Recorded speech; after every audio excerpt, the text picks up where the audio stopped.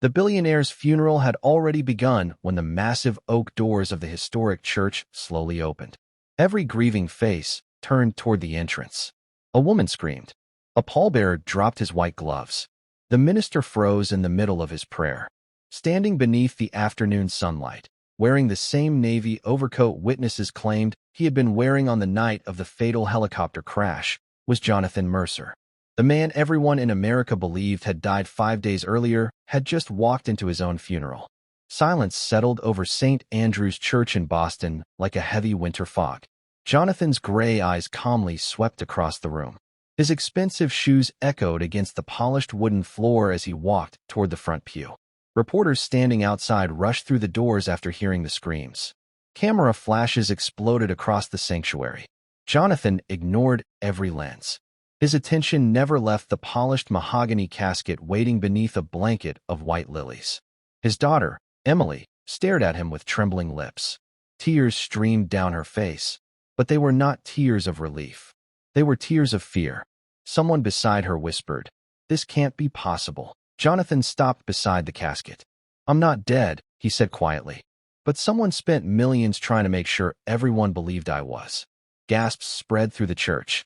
Across the aisle, Victor Langley, Jonathan's longtime business partner, slowly rose from his seat. His expression lasted only a fraction of a second before returning to controlled sympathy, but Jonathan caught it. It was not surprise. It was panic. Victor stepped forward with open arms. "Jonathan, thank God you're alive." Jonathan didn't move. "Save the performance," he replied. The room grew colder despite the summer heat outside. Only a week earlier, Jonathan Mercer had been celebrating the completion of a billion-dollar affordable housing project outside Chicago. Unlike many powerful executives, he believed wealth meant responsibility. Thousands of working families had moved into safe homes because of projects his company funded. Veterans, teachers, nurses, and retired couples often spoke of him with quiet respect. His fortune had been built honestly through real estate investments over 4 decades, and even competitors admitted his word carried more value than most legal contracts. Then everything changed. His helicopter disappeared during a violent storm over the Adirondack Mountains. Emergency crews recovered twisted wreckage and personal belongings, but no complete body. Federal investigators declared there was no realistic chance of survival. News stations across America broadcast nonstop tributes. Stock markets reacted immediately. Mercer Holdings lost billions in value before the opening bell. Behind closed doors, Victor moved faster than anyone expected. Within 48 hours, emergency board meetings were held. Temporary control shifted to Victor under provisions few directors even remembered approving years earlier. Financial accounts changed hands. Sensitive company files disappeared from secured servers. Attorneys received instructions to prepare permanent succession documents before investigators even finished searching the crash site. Jonathan knew none of this. He had survived. The helicopter never crashed where authorities believed. Moments before impact, Jonathan had noticed unusual warning lights behaving differently from standard mechanical failures. Years of flying had taught him something wasn't right. The pilot tried desperately to stabilize the aircraft before shouting, "Controls aren't responding." Jonathan barely remembered the impact. He regained consciousness inside dense forest miles away from the reported crash location. The pilot had died instantly. Jonathan suffered broken ribs, deep cuts, and a concussion, but somehow remained alive. An elderly retired park ranger named Walter Dawson found him nearly unconscious beside a rocky stream 2 days later. Walter recognized Jonathan immediately. "You need a hospital." Jonathan shook his head weakly. "Not yet." Walter frowned. "Everyone thinks you're dead."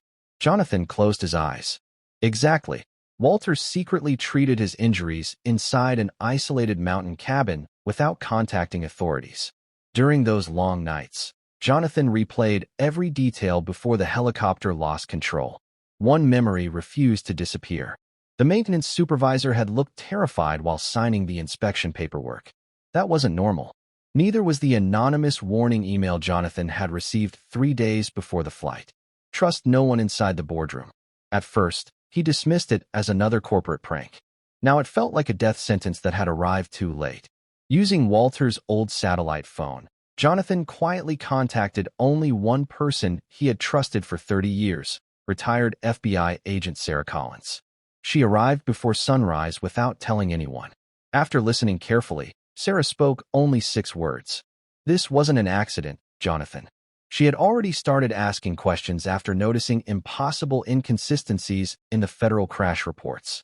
Flight data had disappeared. Maintenance logs had been altered. Security cameras inside the company's private hangar mysteriously malfunctioned for exactly 17 minutes before takeoff. Someone had planned everything.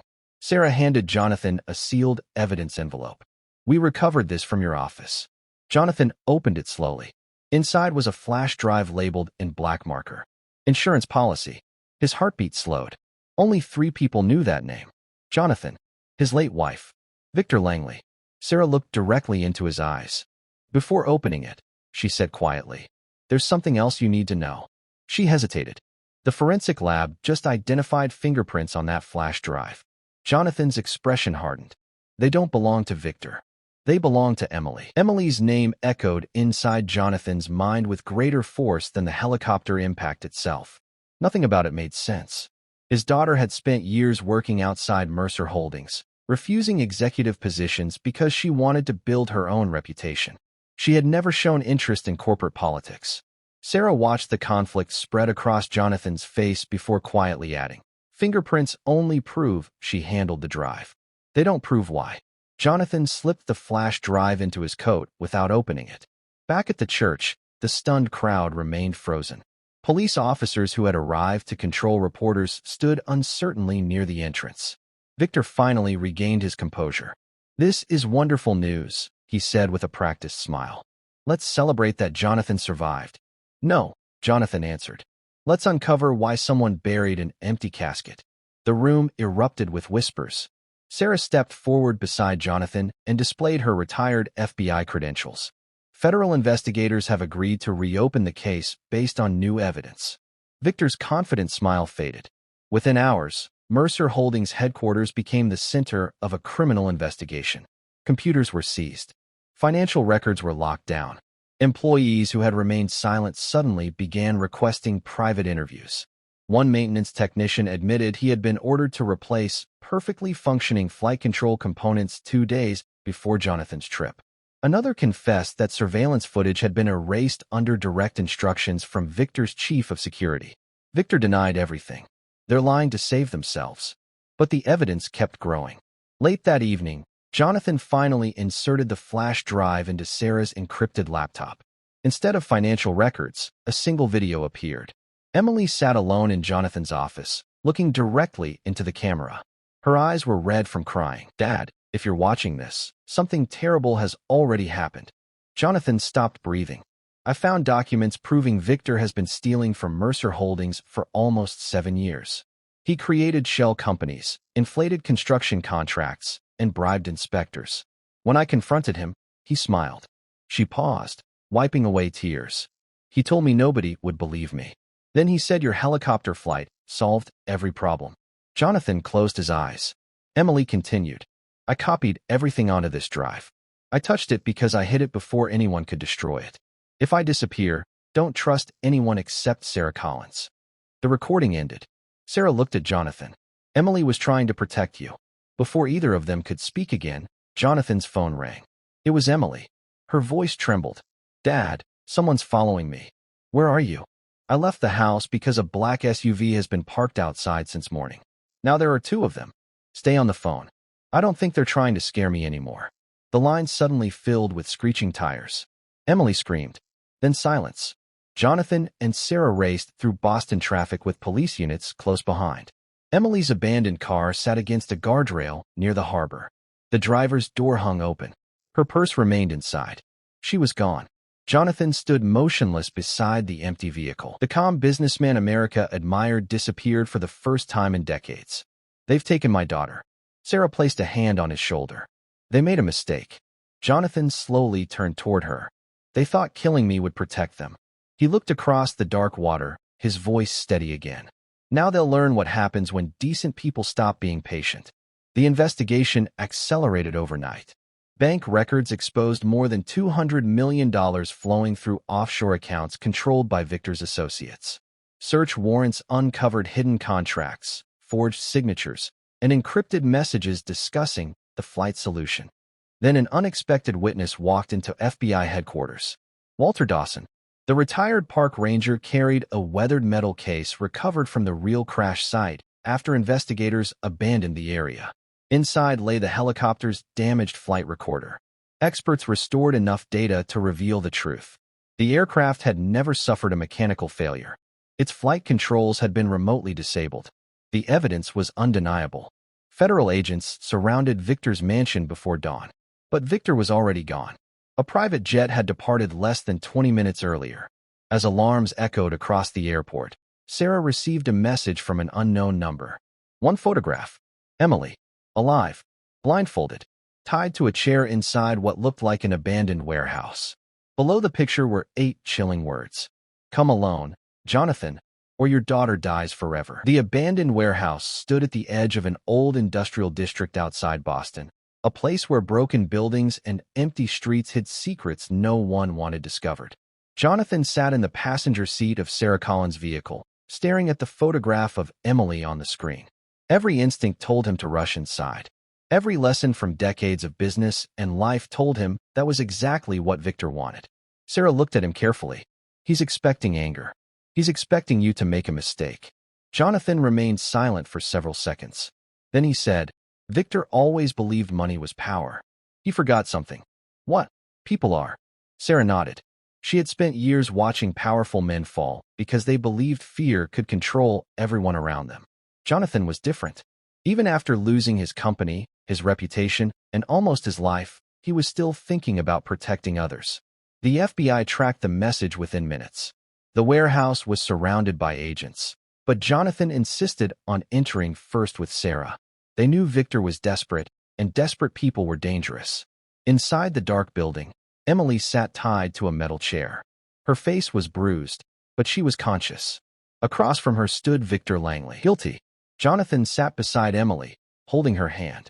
After everything they had endured, he did not celebrate Victor's downfall. He simply closed his eyes and let out a quiet breath. Justice had arrived, but the damage left behind would take time to heal. When Jonathan returned to Mercer Holdings, many expected revenge. They expected him to fire everyone connected to Victor and rebuild the company through anger. Instead, he did something nobody expected. He created the Mercer Integrity Foundation.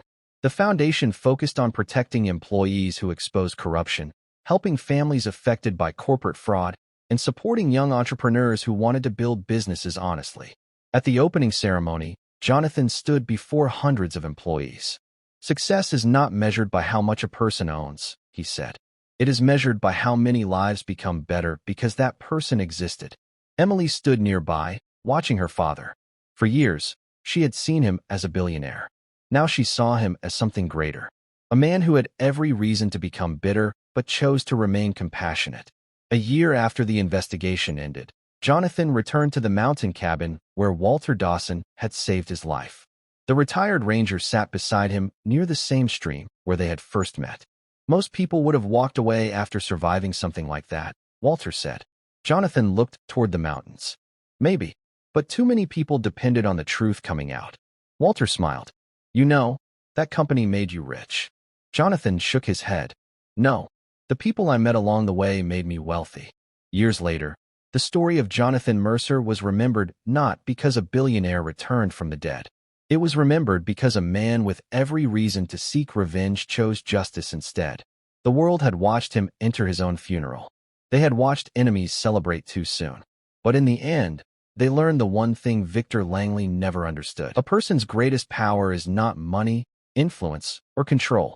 It is the courage to stand for what is right, even when everyone else believes the fight is already over.